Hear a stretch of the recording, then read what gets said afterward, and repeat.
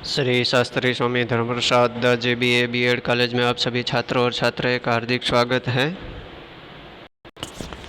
छात्रों और छात्राएं, आज हम TYBA सेमेस्टर 5 में अनिवार्य हिंदी में मेला आंचल उपन्यास की समीक्षा भाग 4 के बारे में अभ्यास करेंगे। कल हमने भाग 3 के बारे में अभ्यास किया था। तो आज हम मेला आंचल उपन्यास की समीक्षा भाग 3 के बारे में अभ्यास करेंगे। आज 3 के बारे में अभ्यास करेंगे, ध्यान से सुने। कल हमने देखा था कि उपन्यास कला के तत्वों के आधार पर मेला आंचल की जो तात्विक समीक्षा की जाती है, इसमें कथावस्तु, पात्र या चरित्र, चित्रण, संवाद योजना, देश काल या वातावरण, भाषा शैली, उद्देश्य, इसमें हम कथावस्तु के बारे में अभ्यास कर रहे थे। आगे पढ़ते हैं, ध्यान से सुने।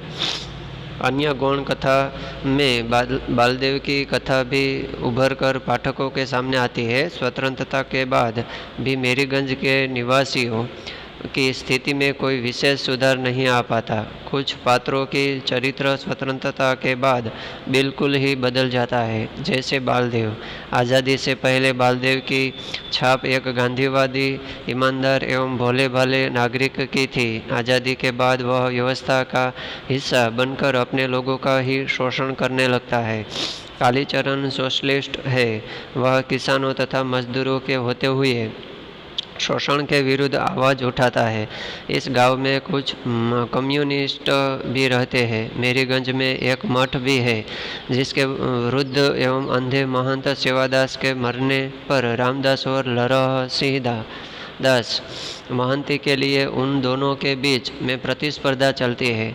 वास्तव में मठ की अचल संपत्ति, पशुधन और दासीन लक्ष्मी के कारण सबकी लार टपकती है। अतः अंत में कालीचरण के प्रयास में रामदास को ही महंती मिलती है, परंतु यह मठ आडंबर, व्यभिचार एवं भ्रष्टाचार का अड्डा बन गया है। यहाँ संथाल लोग खेतों में मजदूरी करते हैं तथा उनकी बड़ी दयनीय दशा है। संथालों की औरतों के साथ आए दिन बलात्कार किए जाते हैं। यहाँ ग्रामीण लोगों में अनैतिक व्यवहार का काफ़ी प्रचलन है तथा सेक्स संबंधों में भी एक दूसरे से अनैतिक रूप से जुड़े हुए हैं। मठ की दासीन लक्ष्मी से लेकर तहसीलदार की लड़की कमला तक कोई भी सेक्स संबंध से वंचित नहीं है। अंधा सेवादास भी लक्ष्मी से अनैतिक संबंध रखता था।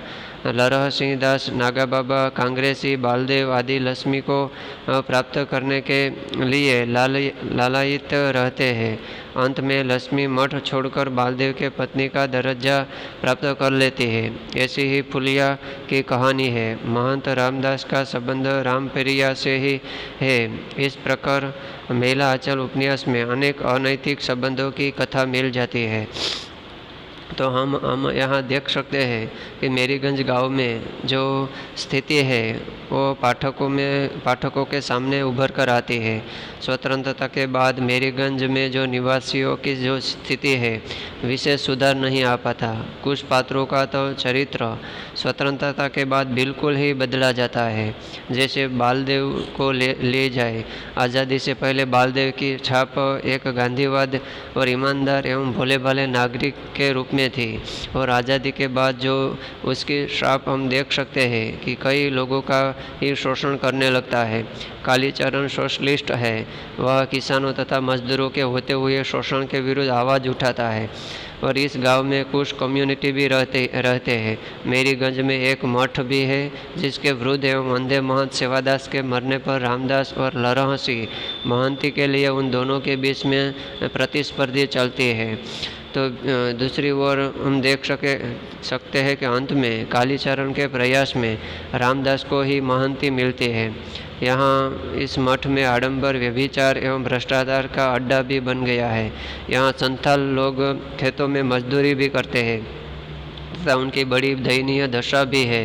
संथालों की औरतों के साथ दिन प्रतिदिन बलात्कार किए जाते हैं। यहाँ ग्रामीण लोगों में अनैतिक व्यवहार का काफ़ी प्रचलन है तथा सेक्स संबंधों में भी एक दूसरे में से अनैतिक रूप से जुड़े हुए हैं।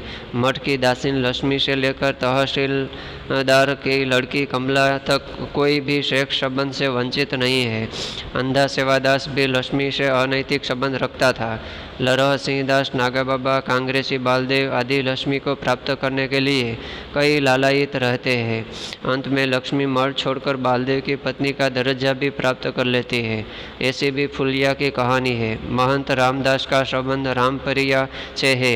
इस प्रकार मेला आंचल उपन्यास में अनेक अनैतिक संबंधों की कथा भी सामने देखने को मिलती है।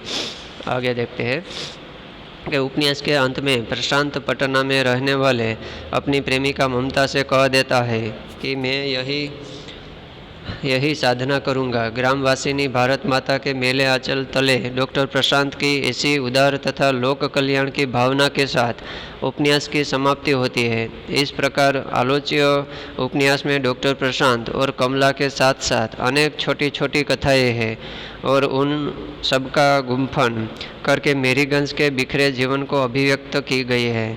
तो यहाँ उपन्यास के अंत में भी जो प्रशांत मुख्य पात्र है तो इसकी प्रेमिका जो ममता थी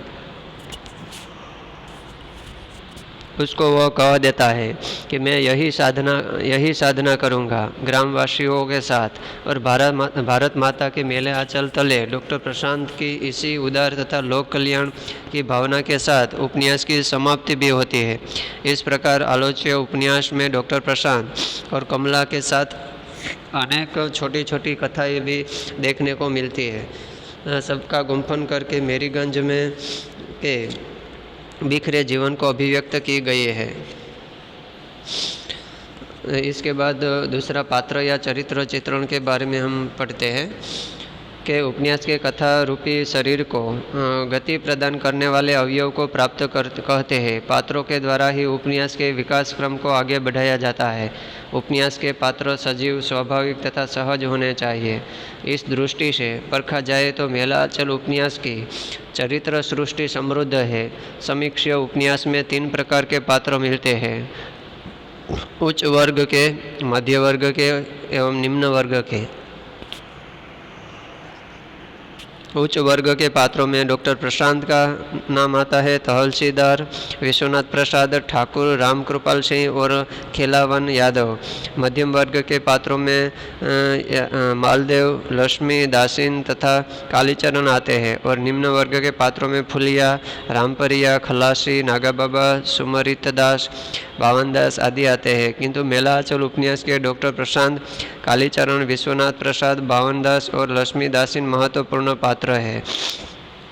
तो यहाँ पात्र चरित्र चित्रण में हम देखते हैं कि इस उपन्यास में कथा रूपी शरीर को गति प्रदान जो करने वाले अवयव है वो पात्र कहते हैं। पात्रों के द्वारा ही उपन्यास के विकास क्रम को आगे बढ़ाया जाता है। उपन्यास के पात्रों सजीव होना चाहिए और स्वाभाविक तथा सहज होना चाहिए।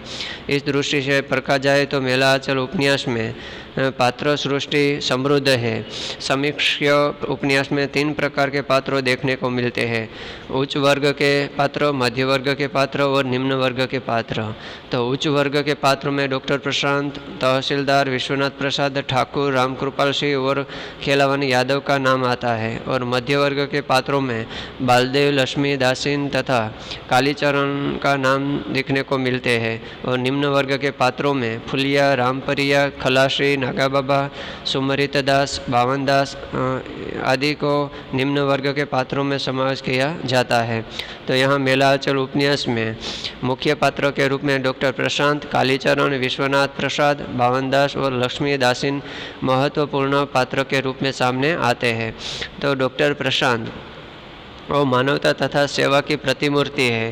प्रशांत रेणुजी के सपनों, आदर्शों और उनकी पूरी संवेदना का प्रतीक पात्र है। डॉक्टर प्रशांत लेखक के आशावाद और भविष्य के सपनों का केंद्र भी है। प्रशांत के हृदय में अपने देश के प्रति अटूट श्रद्धा एवं विश्वास है।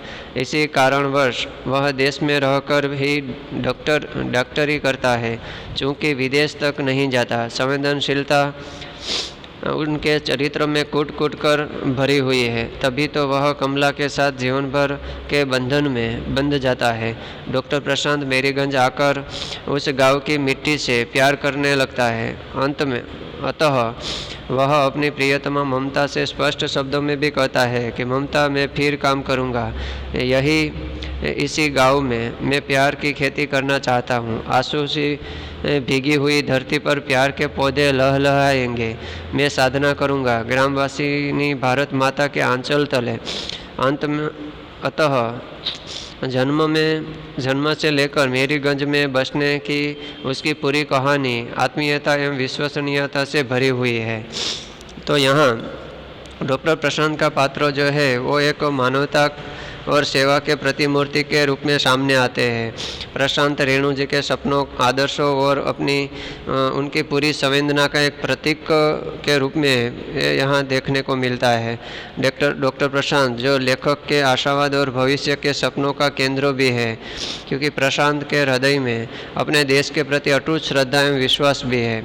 इसी कारणवश वह देश में रहकर ही डॉक्टरी करना चाहता है, क्योंकि विदेश तक नहीं जाना चाहता। वह तो यहाँ देश में रहकर गरीबों की सेवा करना चाहता है, इसलिए तो संवेदनशीलता उनके चरित्र में कूट कूट कर भरी हुई है। तभी तो वह कमला के साथ जीवन भर के बंधन में बंध जाता है और डॉक्टर प्रशांत मेरीगंज आकर उस गांव की मिट्टी से प्यार करने लगता है। अतः वह अपनी प्रियतमा जो ममता थी उसको भी वह स्पष्ट कह देता है कि मैं फिर से काम करूंगा इसी गांव में, और मैं प्यार की खेती करना चाहता हूं। आंसू से भीगी हुई धरती पर प्यार के पौधे लहलहाएंगे, मैं साधना भी करूंगा ग्रामवासिनी भारत माता के आंचल तले। अतः जन्म से लेकर मेरीगंज में बसने की उसकी पूरी कहानी आत्मीयता एवं विश्वसनीयता से भरी हुई है। इसके बाद दूसरा पात्र कालीचरण है, जो मेलाचल उपन्यास में अत्यंत सजीव और जीवंत पात्र के रूप में सामने आते हैं। यह एक विद्रोही चरित्र के रूप में उभर कर हमारे सामने आता है। कम पढ़ा लिखा और बुद्धिमान न होने के बावजूद भी कर्मठ, दृढ़, सेवाभावी, निश्चयी, न्यायप्रिय और संवेदनशील युवक है। स्वभाव से अति सरल होने के कारण कई बार उसे षड्यंत्रों का शिकार भी बनना पड़ता है। तो यहाँ कालीचरण का पात्र भी मेलाचल उपन्यास में एक सजीव और जीवंत के रूप में पात्र का समावेश होता है। विद्रोही चरित्र के रूप में उभर कर वो सामने आता है।